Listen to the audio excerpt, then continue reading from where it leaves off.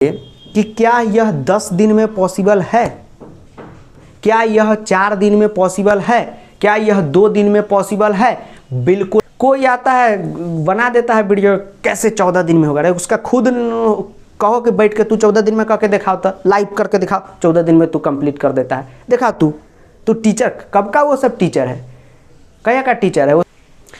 तो dear student, आपका बहुत बहुत स्वागत है। आप देख रहे हैं मास्टर साहब और मेरा नाम है आयुष। तो स्टूडेंट, आज का जो यह वीडियो है आप ही लोगों के डिमांड पे बनाया गया है।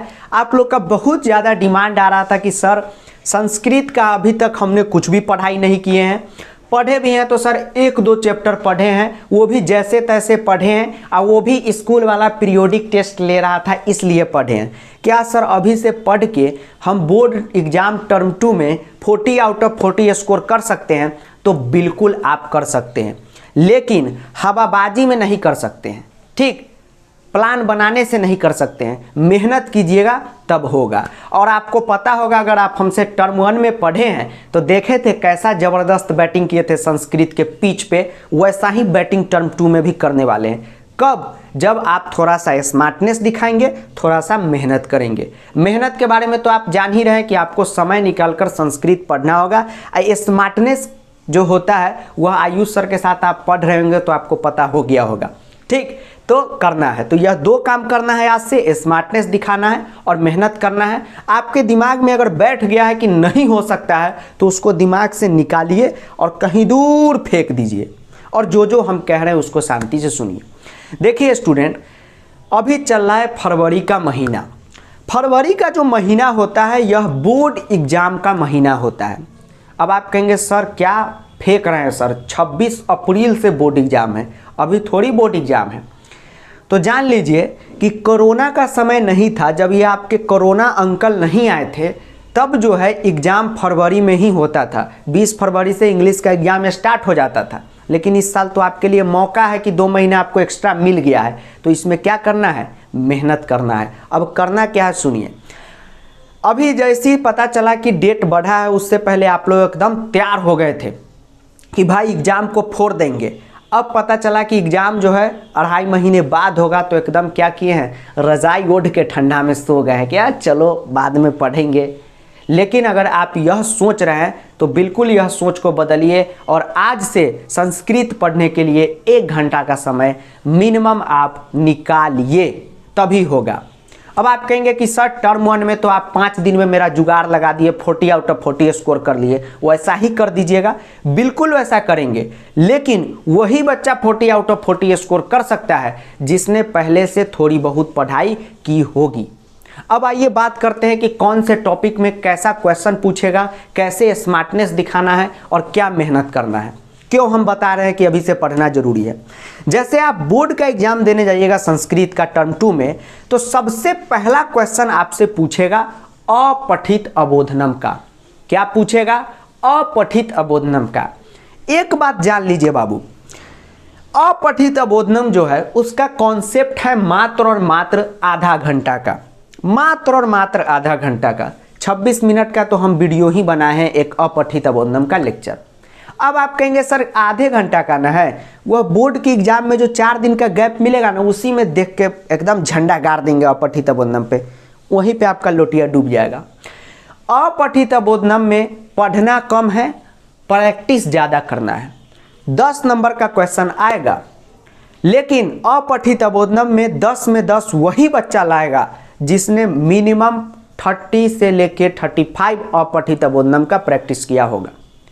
क्योंकि अपठित अबोधनम का मतलब होता है अनसीन पैसेज। अनसीन पैसेज का मतलब क्या होता है कि जिसको न पहले आपने कभी सुना होगा, न पढ़ा होगा, न देखा होगा।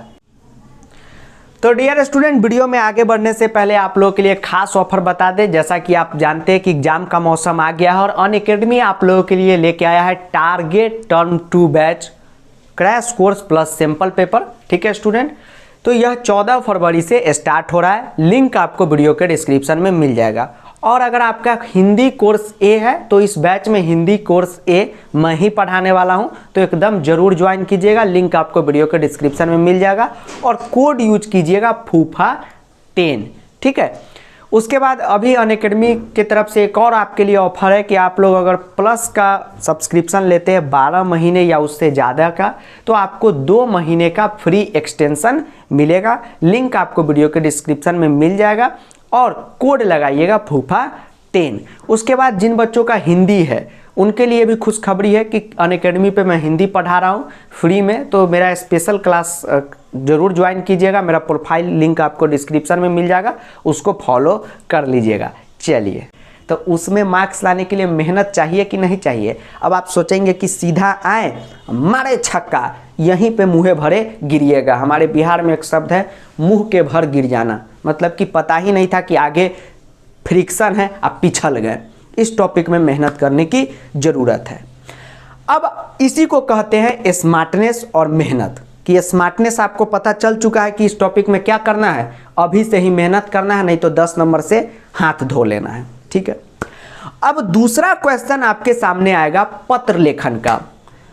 अगर जो बच्चा 8 क्लास में 9th क्लास में बाबू सोना के चक्कर में अगर पत्र नहीं पढ़ा होगा संस्कृत का, लिख के ले लीजिए कि आप सोचेंगे कि 10th में 2 दिन पहले आए, आप पत्र में 5 में 5 लेके जाएं, तो वहीं पे आपका लुटिया डूब जाएगा।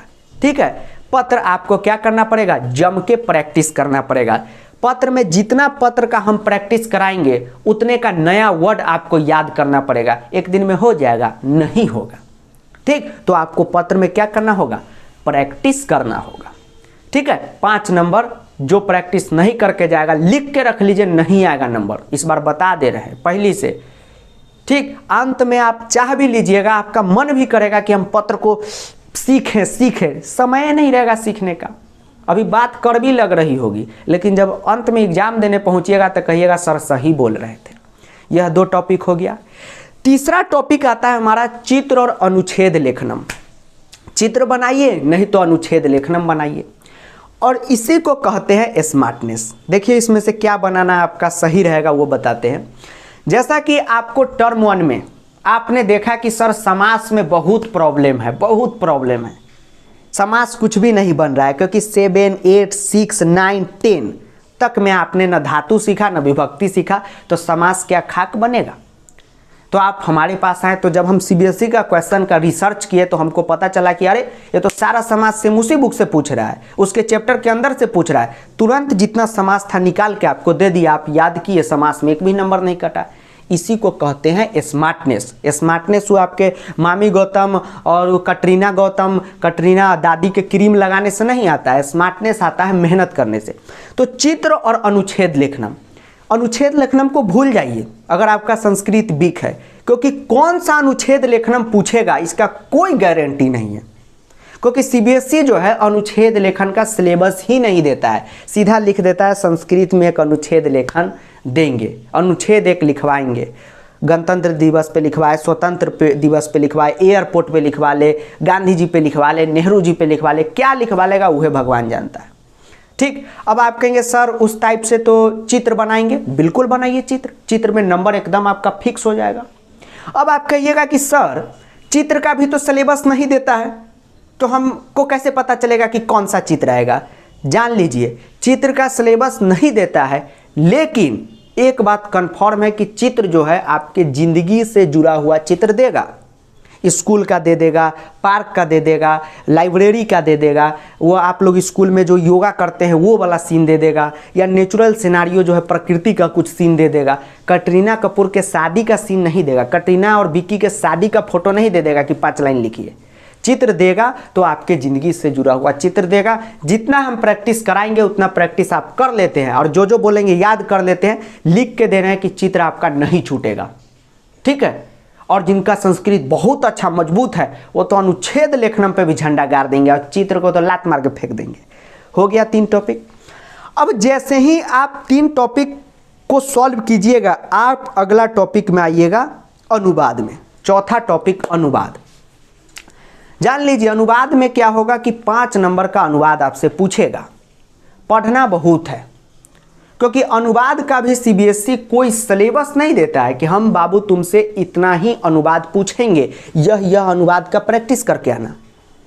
अनुवाद का क्वेश्चन प्रीवियस ईयर आप उठा के देख लीजिए, 2018 में 7 क्लास का अनुवाद उसने पूछा है जो 7 के लायक है।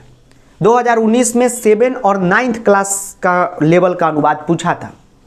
ठीक है, 20 का जो सैंपल पेपर आया था 2020 का सीबीएसई ऑफिशियल, उसमें 10th लेवल का था। तो अनुवाद का कोई गारंटी नहीं है कि 6 का पूछ देगा, कि 7 का पूछ देगा, कि 8 का, कि 9th का, कि 10th का। यहाँ पे अनुवाद किस बच्चे का सही होगा? जिसने 6 में भी अच्छे से धातु पढ़ा होगा, 7 में भी, 8 में भी, 9th में भी, 10th में भी। अब आप कहेंगे सर आप फूफा भी हैं सर, हमको उपकार कीजिए, हमको सिखा दीजिए। तो अभी अनुवाद का एकदम 0 लेवल से स्टार्ट किए, 6 से स्टार्ट किए, 10th तक आपको पहुंचा देंगे। तो जाके अनुवाद का लेक्चर देखिए, प्रैक्टिस दबा के कीजिए, तभी आपका अनुवाद सही होगा। अगर आप सोचेंगे कि एक रात में आए अनुवाद देख के जाए एग्जाम में 5 करके आए, बिल्कुल नहीं होगा, लिख के रख लीजिए।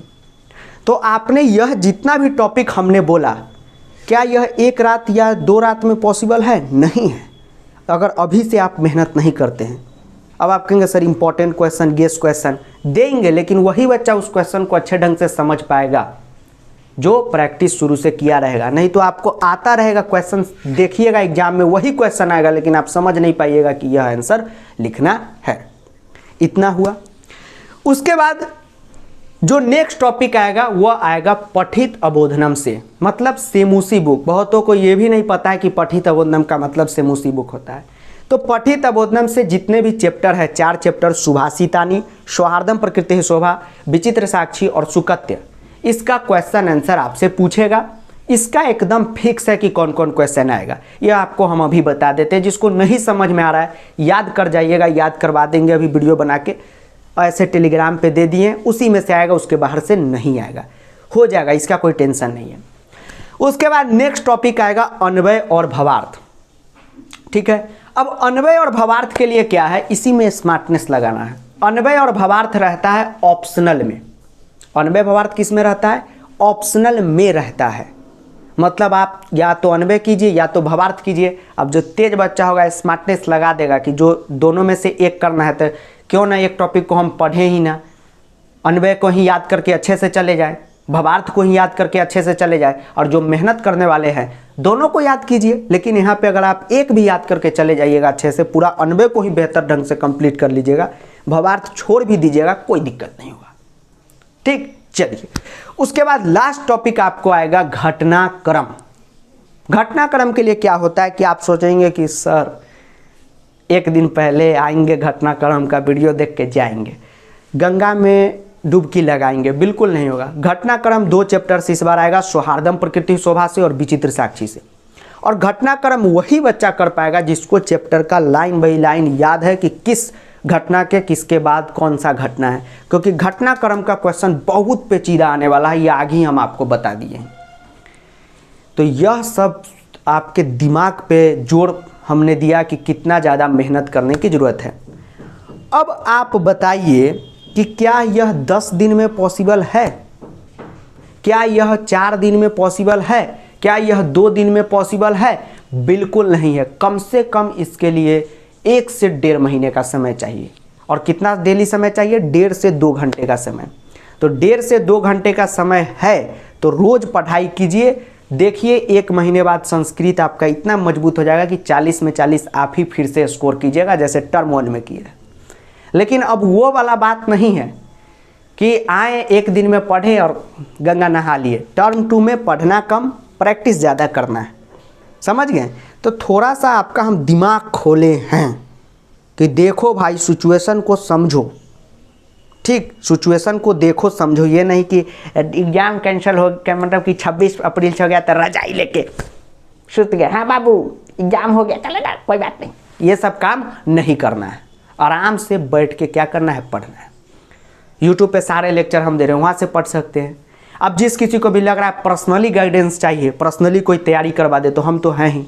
आप प्रो बैच को ज्वाइन कर सकते हैं। फुल डिटेल वीडियो बना दिए प्रो बैच का, लिंक आपको डिस्क्रिप्शन में मिल जाएगा। ठीक, तो प्रो बैच को ज्वाइन कीजिए, नहीं तो आप खुद से पढ़िए।